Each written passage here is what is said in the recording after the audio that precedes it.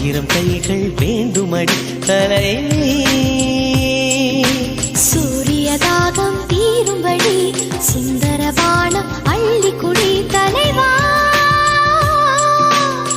கூடலிலே பெண்ணின் கண்கள் மூடியே கிடக்கு.